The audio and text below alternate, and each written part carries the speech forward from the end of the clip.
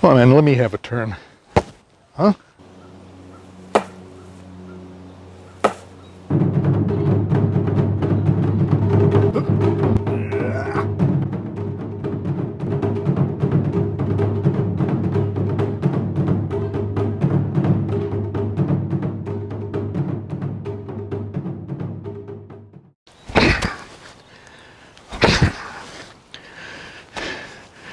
Boy, isn't it nice to get away from all the junk on the internet and television and news and just get outside in the fresh air and hit something. I'm sure you probably know what I mean. Right, Rudy? The entertainment industry was always the field where celebrities led almost cartoonish lives devoted to superficial things. The symbols of status, the awards from their chosen profession, the accolades, the number of their followers, and then the high salaries, the swimming pool that's longer than the neighbors, and the new cars, the jewelry, the arm candy as they go places to be seen. Today, the Hollywood celebrity's life can be had by anyone with Facebook, Instagram, Twitter, and other social media. And since fewer and fewer people are doing anything substantive with their lives and are instead indulging in other people's lives vicariously or causing others to indulge in theirs on social media, this strategy is successful. Look at how many narcissistic selfie addicts you know. The United States has become a place where entertainers and professional athletes are mistaken for people of importance. Now let's be honest. You have needed many people in your life. You've needed an auto mechanic. You've needed a plumber, probably, or a doctor, or an electrician. You've needed many school teachers over the years to get you where you are. And you need farmers, lots of them, every day of your life, just so you can stay alive. But you probably don't even think about them, do you? But you never, not even once, needed a professional athlete or a media personality or a Hollywood entertainer for anything. Think about that. Now, karate is one of those activities that puts things in perspective, or it should, because at a life and death moment, none of that NFL, NBA, who won the pennant, who won the Oscar, matters. None of it matters. When your life might suddenly end, the only thing that matters is whether you have the stuff to keep it from happening. That's what good training is supposed to be about. But are you getting it? Or is a large percentage of your karate life spent chasing status symbols? You think they don't exist? They surely do. I'm not talking about tournament trophies. There's a whole performance style that says, hey, everybody look at me. In a tournament. Yeah, that's it. Yell long after there's any reason to yell.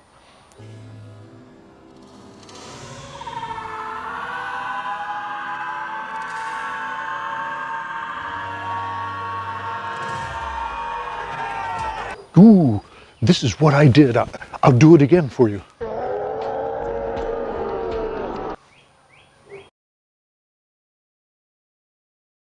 Nice throw. Now yell and look around.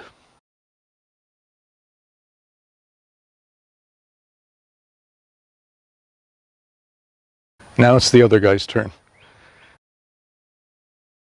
Look around to make sure the judges are watching.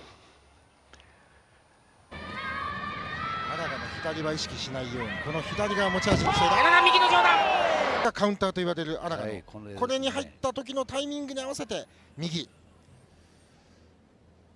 Yell long enough while you make eye contact with everyone in the room.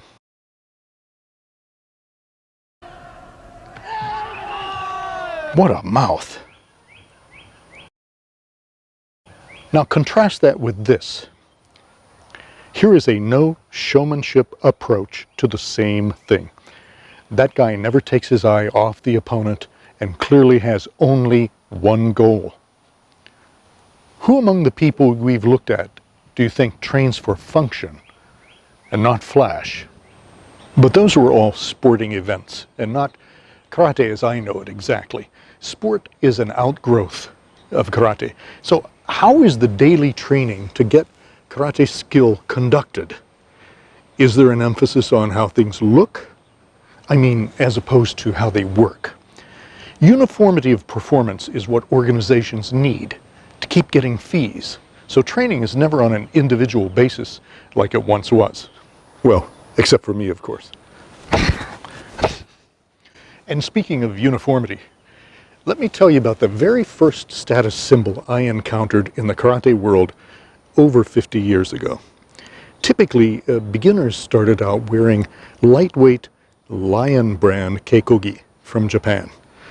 A year or so after I began training, Dragon brand appeared, and I think they may have been made in the US, so in any case, their prices were competitive. But the seniors wore heavyweight uniforms made by Tokaido. You had to attain a certain rank before you were allowed to wear one. They were cool. They were what we would today call a slim fit design. Sleeves and legs were tapered and the jacket was very short. The whole sense of it was streamlined and fast, like a European sports car. They were pure 1960s. Here's Gary Alexander wearing one back then, and you can see the cut is very different from anything you see today. Now, a heavyweight karate gi meant that once you put one on, everything you did looked 5 times faster and more powerful, without doing any extra work. No wonder we were told they were instructors' uniforms, which is really nonsense because anyone could actually buy one. It's also funny to think about telling someone in Japan, I want one of those instructors' uniforms. But the real status was a subtle one.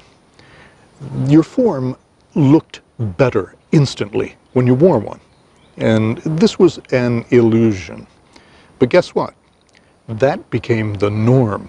It would be hard to find any group not wearing heavyweight karate gi today, snapping away as they perfect more and more ways to make themselves look better. Like other fields, karate now has fashion reviews. Here's a comparison of 2 brands of keikogi. Look how long the jacket is. That sure ain't no 1960s Tokaido. And of course, to prove it's a great product, he shows how much noise it makes. Au kimono, hein.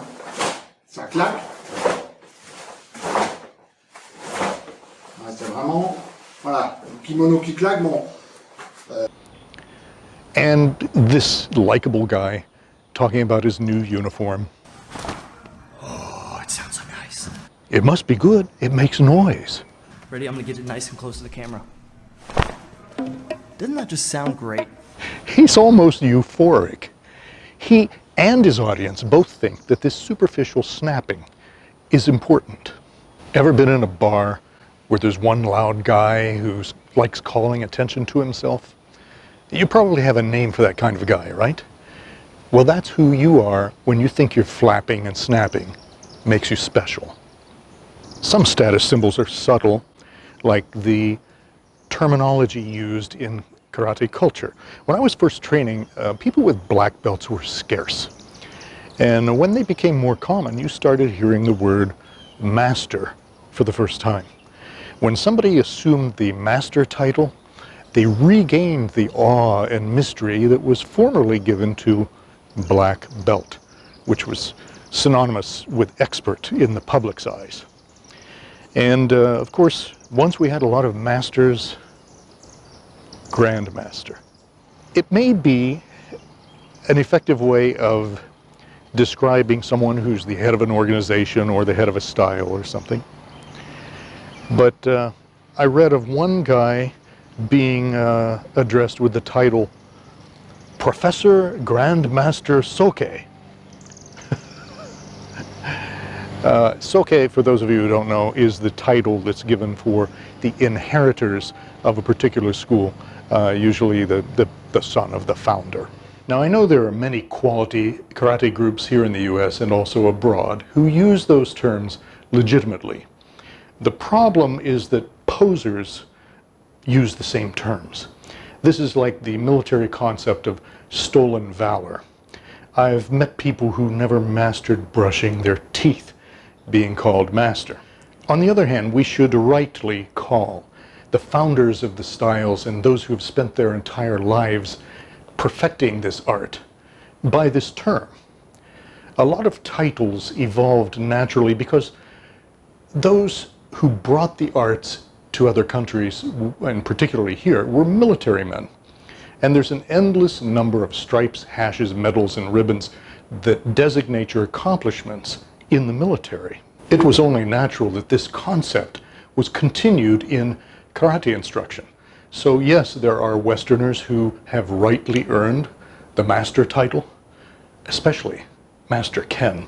I'm Master Ken. Just realize that these terms are not actually common in Okinawan Japanese culture. It's an American culture thing, really.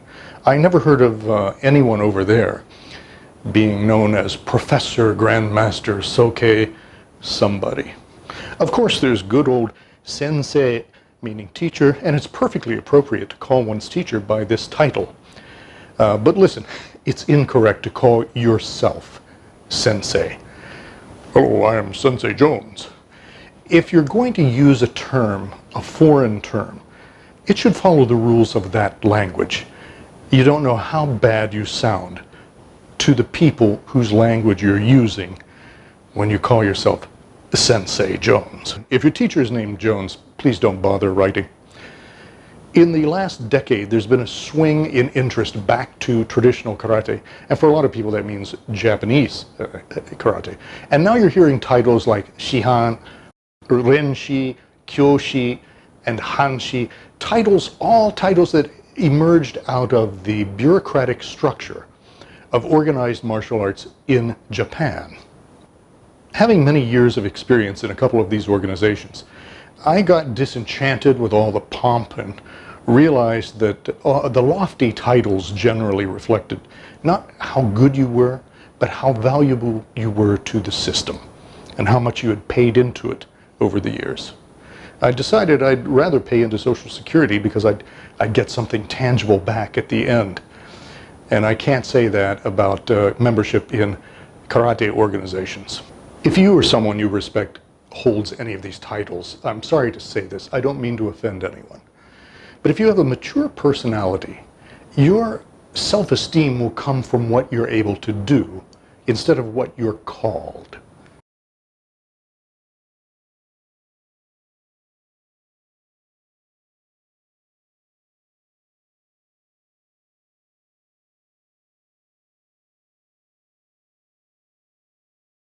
You know those Hollywood celebrities I mentioned? If people stop going to see their movies, they're nothing. Nothing. All they possess is your adulation. Do you want who you are to depend on someone else or on a title?